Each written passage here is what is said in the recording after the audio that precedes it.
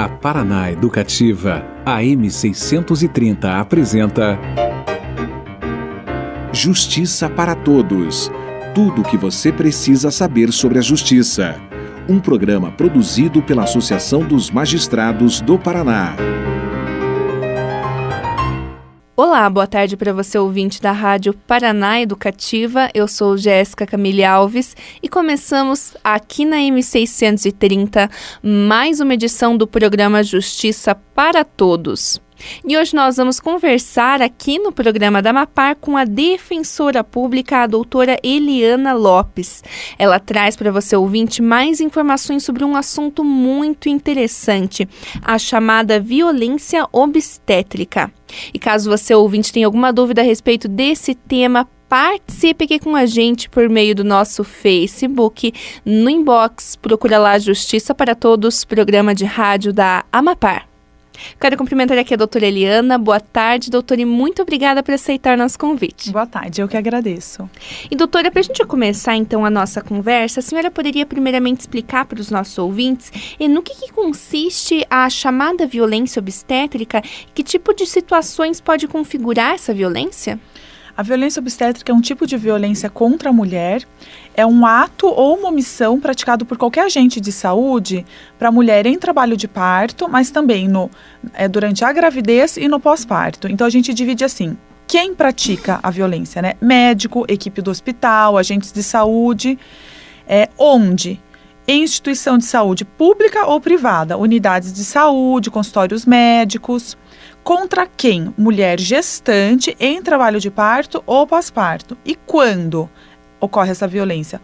No momento da gestação, durante o parto, no nascimento da criança ou no pós-parto. Ou período puerperal, que normalmente é usado também esse termo. Uhum. E doutora, a senhora poderia dar para os nossos ouvintes alguns exemplos mais recorrentes de situações que envolvem esse tipo de violência? Essa pergunta então é respondida com o que, né? O que configura a violência? Tratamentos médicos excessivos ou inapropriados, agressão física, psicológica, sexual, qualquer tipo de negligência na assistência à mulher gestante, adesão a práticas obstétricas desaconselhadas ou até prejudiciais. A Organização Mundial de Saúde recomenda que 15% dos partos sejam cesáreas, porque morrem 3,5 vezes mais mulheres em cesáreas, mas no Brasil mais da metade dos partos são cesarianas. E na rede privada mais ainda, 82% dos partos são cesarianas. Uhum. E, doutora, o que está disposto na nossa legislação sobre esse tipo de violência? E que tipo de responsabilização existe para os autores da violência obstétrica? A lei federal, não há uma lei federal sobre o tema, tá? Tem uma lei federal, 11.108, que fala sobre a presença de um acompanhante durante o trabalho de parto somente. Existe um projeto de lei do deputado Jean Willis para prever e apontar mesmo o que seria a violência doméstica, violência obstétrica, mas ainda não está aprovado. No âmbito estadual, tem uma lei muito reduzida e visa mais a informação às gestantes sobre a violência obstétrica. Tem um projeto de lei tramitando do pastor Edson Praxic, mas ainda deixa a desejar. É bem ainda reduzido e, principalmente, não prevê a questão da necessidade de ter uma enfermeira obstétrica contratada como tal dentro das maternidades. Porque isso é um dos pontos principais que evita a ocorrência de violência obstétrica, né? A enfermeira contratada como tal. A lei municipal, no mesmo sentido da estadual, também visa mais a informação à gestante.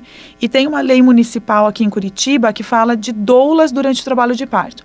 Mas também não acrescenta muito, porque prevê a doula no lugar do acompanhante normal. Uhum. Então, assim, a mulher tem que escolher ou a doula ou o acompanhante. E o correto seria o acompanhante e mais a doula, porque a doula é uma profissional que está ali para auxiliar a mulher naquele momento, né? E não deveria ser computada como acompanhante. Uhum. Dá pra gente dizer para os nossos ouvintes, então, que a gente precisaria de uma legislação mais adequada sobre o assunto, né, Com doutora? certeza. Vamos ver se esse projeto que está tramitando aqui na Alep, né, do pastor Edson, vai ser mais complementado, né? O Núcleo da Mulher vai fazer uma nota técnica até para entregar lá pro deputado, sugerindo uma ampliação desse projeto. Já que está tramitando para melhorar a lei paranaense, né, que faça de uma forma mais completa. Uhum. E, doutora, a gente também pode dizer para os nossos ouvintes que ainda há uma subnotificação muito grande nesses casos. E por quê? Muitas vezes as mulheres têm vergonha, né, de falar que passou por aquilo, ou até trauma. Mas o mais importante é que muitas mulheres nem sabem que sofreram a violência obstétrica, né? Tem vários tipos de violência, por exemplo, exemplos práticos, né? Que a mulher não imagina que passou por uma violência. O tratamento da parturiente ou da gestante de forma agressiva, grosseira, isso fica claro que a mulher está sofrendo uma violência.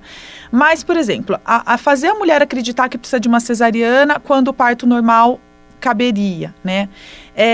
Episiotomia, que é um corte entre o ânus e a vagina para fazer o bebê passar. Essa episiotomia, de rotina, né? Não é necessária, é uma prática desaconselhada até pela Organização Mundial de Saúde. A tricotomia, que é a raspagem dos pelos pubianos.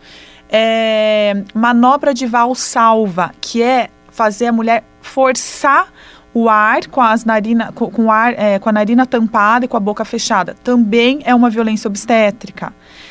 Impedir o acompanhante de entrar a todo momento lá com a gestante.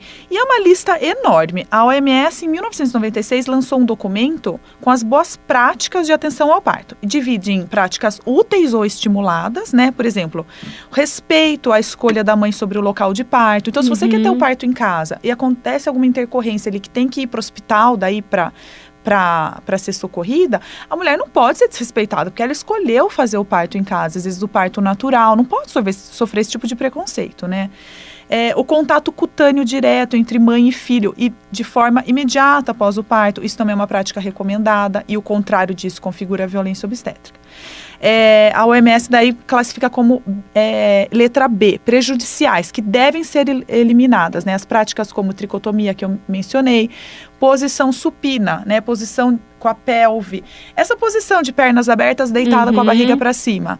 Essa posição é uma violência obstétrica. Porque, assim, se a gente olhar a lei da gravidade, é a pior anatomia, posição, né? Exatamente. A anatomia do corpo da mulher, de cócoras ou até de 4, seria uma posição muito mais fácil de ter o filho.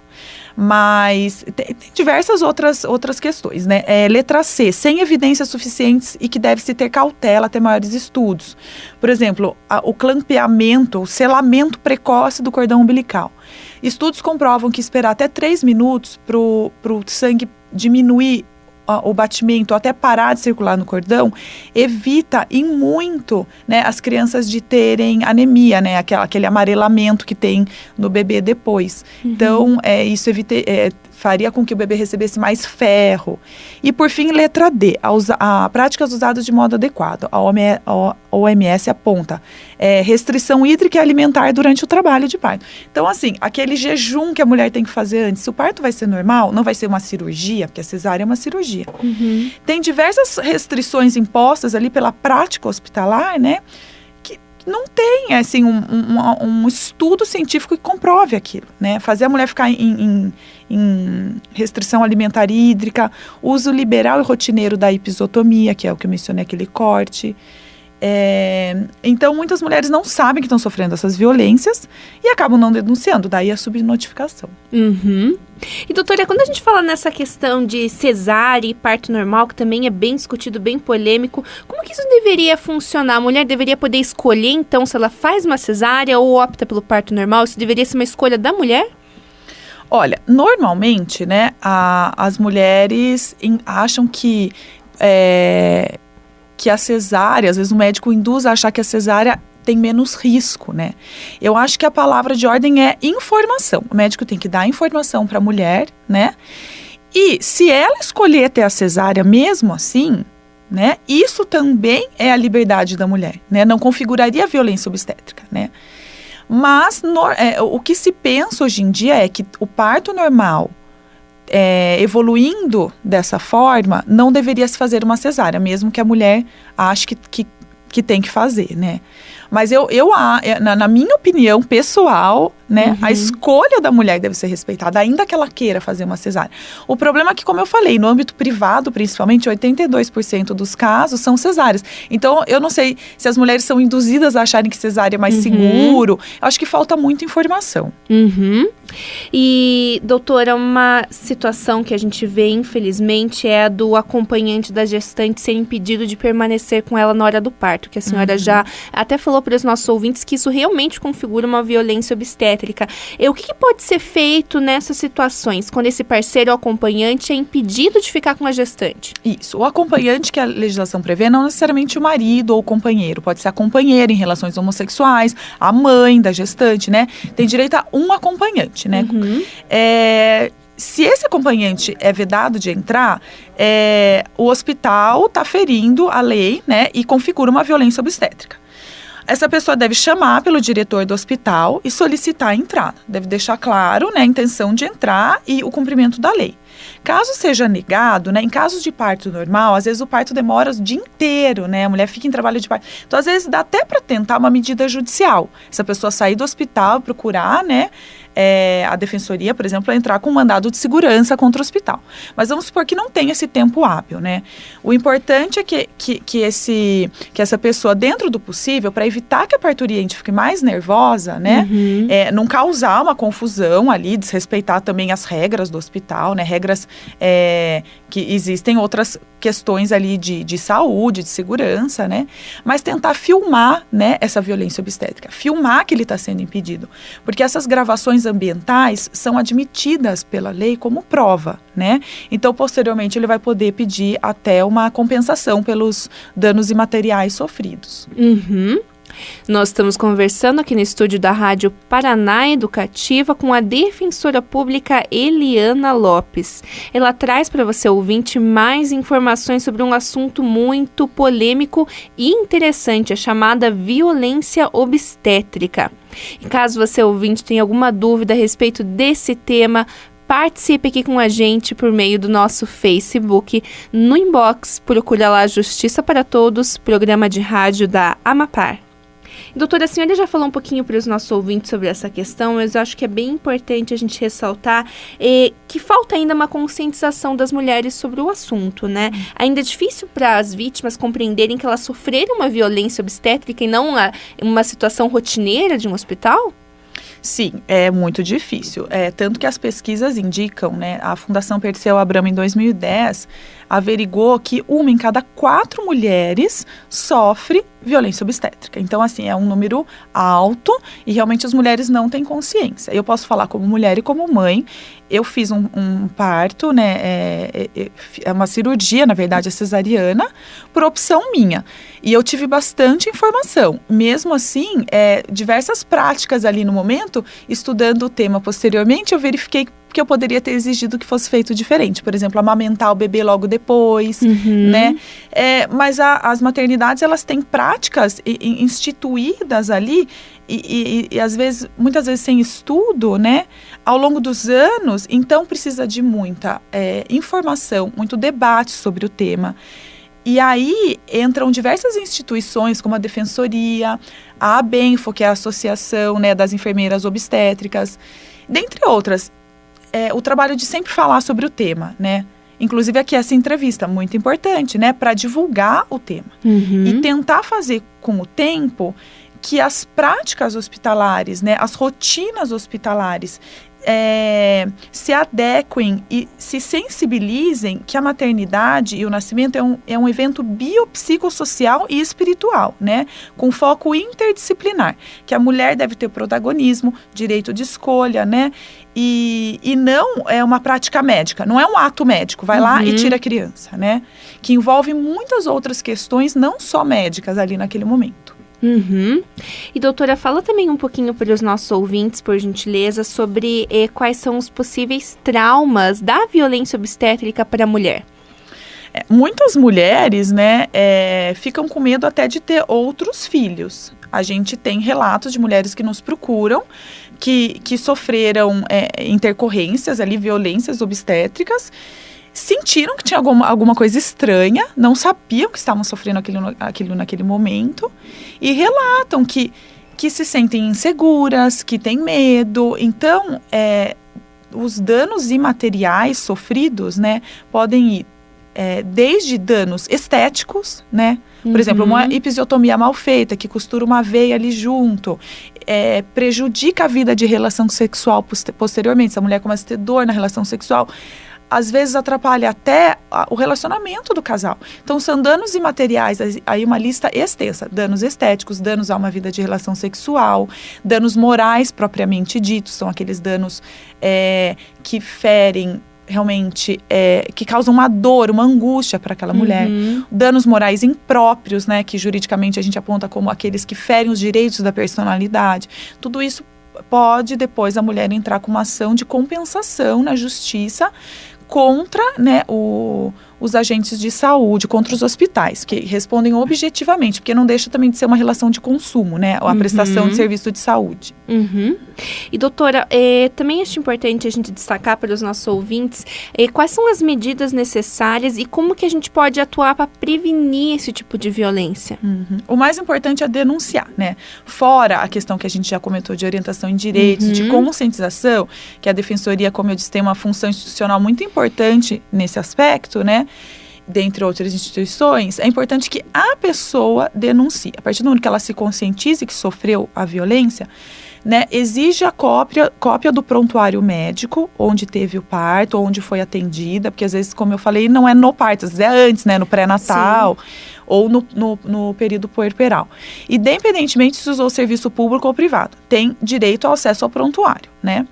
A Lei 10.778 de 2003, que é uma lei federal, também estabelece a notificação compulsória em âmbito nacional. Então, a pessoa informa a autoridade de saúde, né? E a autoridade de saúde tem que receber essa informação e encaminhar os serviços responsáveis, às secretarias municipais, que vão apurar o acontecido. Também tem o Disque 180, que é um número nacional, que também recebe denúncias de violências, não só obstétricas, mas violências contra a mulher em geral. O Disque 136, que é o Disque Saúde, né? Também a ligação é gratuita e funciona 24 horas. Também a mulher pode denunciar. As ouvidorias das secretarias de saúde também recebem denúncias, Ministério Público, Conselho Estadual de Direitos da Mulher, né? E, por fim, a Defensoria, que a gente mencionou. A Defensoria também orienta juridicamente essa mulher, né, para eventuais medidas extrajudiciais, às vezes uma representação contra aquele profissional de saúde no órgão de classe, ou medidas judiciais, como eu mencionei, ações de compensação por danos já sofridos. E, doutora, a Defensoria Pública, ela atua nessa área? Conta um pouquinho pra gente de que forma.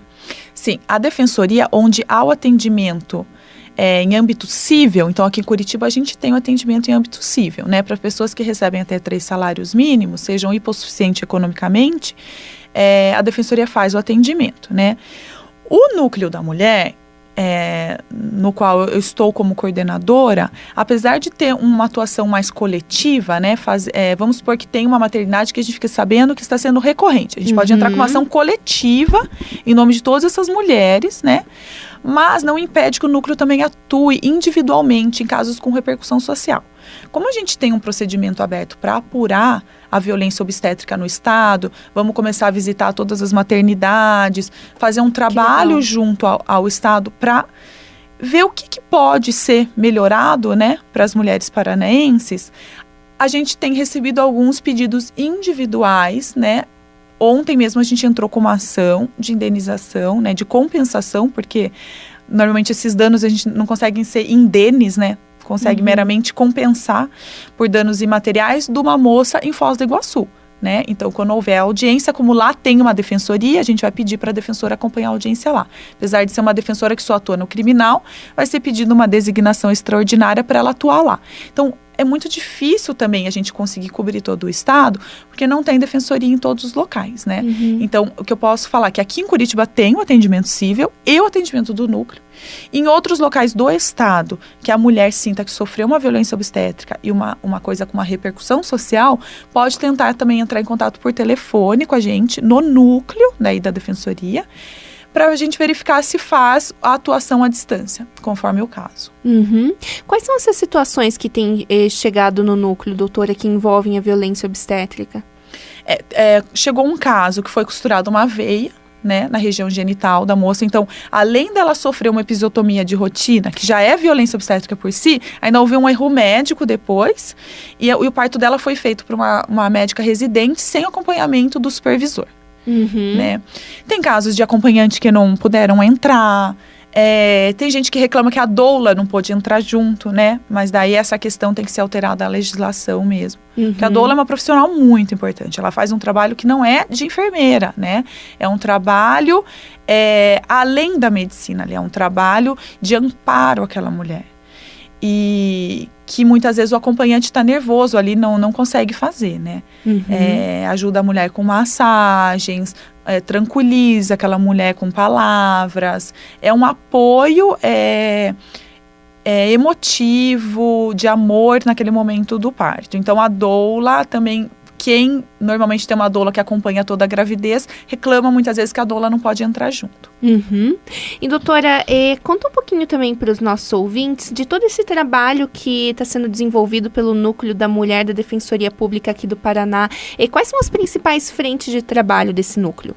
O Núcleo de Promoção e Defesa dos Direitos da Mulher visa a defesa dos direitos de gênero. Então, para as mulheres heterossexuais, mulheres homossexuais, mulheres trans, mulheres negras, e tudo que envolve o direito dessas mulheres. Então, violência doméstica, violência obstétrica, mulheres presas, retificação de nome de mulheres trans, dentre diversos outros procedimentos que a gente tem abertos lá, procedimentos administrativos internos, para apurar o que está acontecendo no Estado e verificar as medidas pertinentes, desde medidas administrativas até, em último caso, o ajuizamento de uma ação coletiva. E como que tem sido a experiência profissional da senhora atuando nesse núcleo, doutora?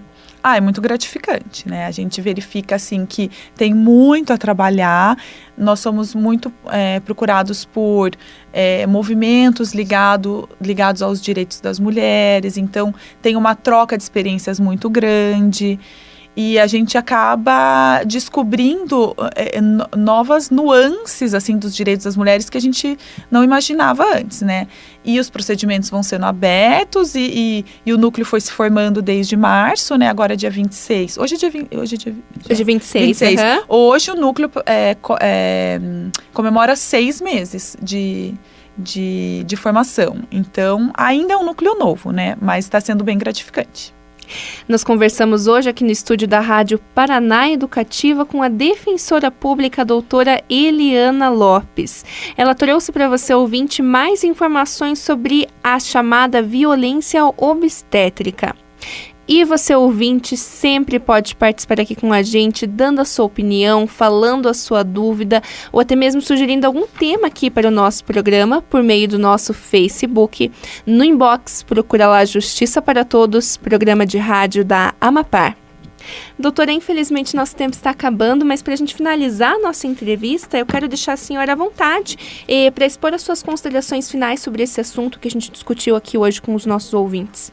Eu queria agradecer, né, e mais uma vez conscientizar, né, a todos os profissionais de saúde, maternidades, principalmente paranaenses, que é onde o nosso trabalho está ocorrendo e vai ocorrer. De abrir sempre as portas, abrir sempre para essa conversa, para essa conscientização, para capacitação de pessoal, né? Porque é um tema muito importante que envolve aquela sensibilidade do momento de uma gestação, né? E é um dos direitos mais importantes da mulher, né? Essas liberdades sexuais, liberdade de escolha do parto, enfim, abrir os olhos para os agentes de saúde para essa área, conscientização necessária. Doutora Eliana, infelizmente nosso tempo acabou mesmo, mas eu quero novamente agradecer a participação da senhora aqui no programa de rádio da Mapara e até uma próxima vez. Obrigada.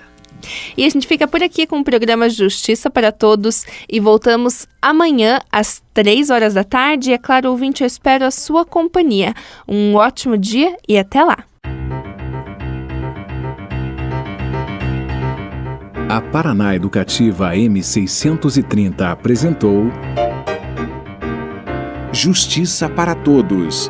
Tudo o que você precisa saber sobre a justiça. Um programa produzido pela Associação dos Magistrados do Paraná.